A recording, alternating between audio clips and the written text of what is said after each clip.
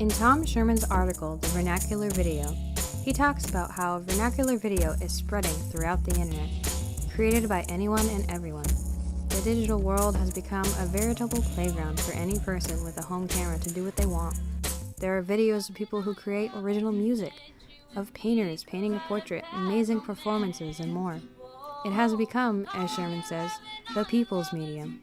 And it's a way to communicate fast and visually with millions of other people who live online. Yet, Sherman wonders that in a world so riddled with art made by every type of person, how will the artists separate themselves from the crowd? How will people shine in a world so full of chaos, without any structure or exclusivity? The online world is relatively free, and anyone can join, unlike a museum where only a specific group of artists get to place their work. People go to the museum specifically with the intention to view art, and it's a guaranteed audience because that's all the museum is for, while the internet has a million different uses and all forms of content. The quote from Vernacular Video asks, how will they, video artists that is, find an audience for their work? But is it really so hard to find an audience outside of a museum? The fact of the matter is, people don't need to go to a museum to view art, it's everywhere. Art is on every web page you click in an icon or a wallpaper design.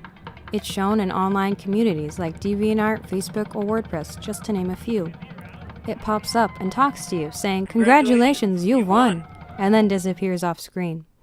Even Google's name is created out of images or decorated in different styles of typography.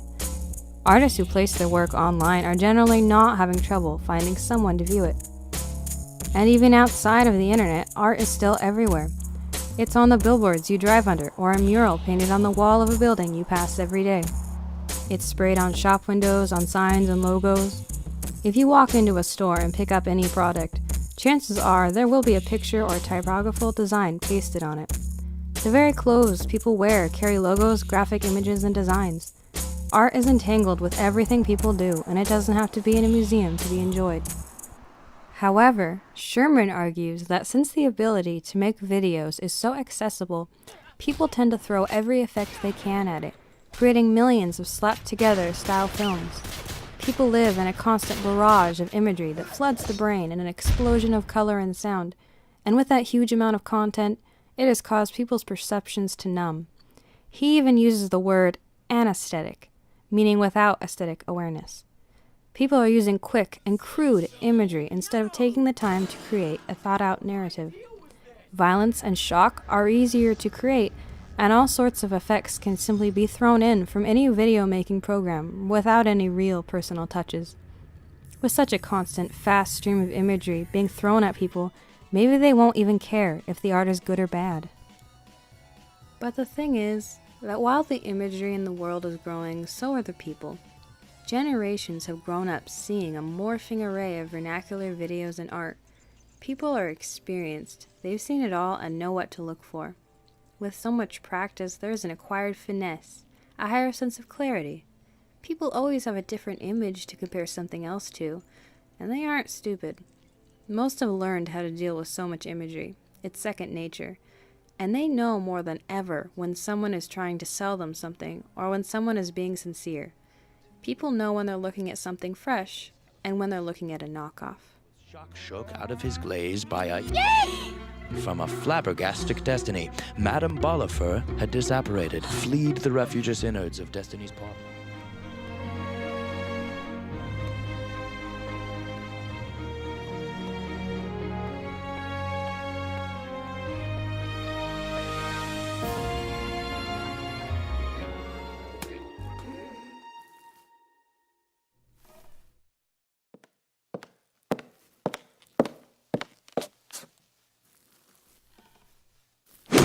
So yes, vernacular video is everywhere. It has become so powerful that it will never stop. It's a never-ending, continuously changing flow of imagery in a very visual world. People enjoy having power, and with a click of the record button, they get to tell their life story in whatever way they wish. They can make their own idea of art. And while uploading their art online may be different than showing it in a museum, they will find a way to get their work valued. After all, even painters and illustrators don't always want their art in a museum. There are millions of other venues for art to exist. People don't have to search for art anymore. The art is all around them. Oh my god, it's full of art. I can't even capture it on my camera. Double rainbow all the way across the sky. Yeah. So intense. Double rainbow all the way across the sky.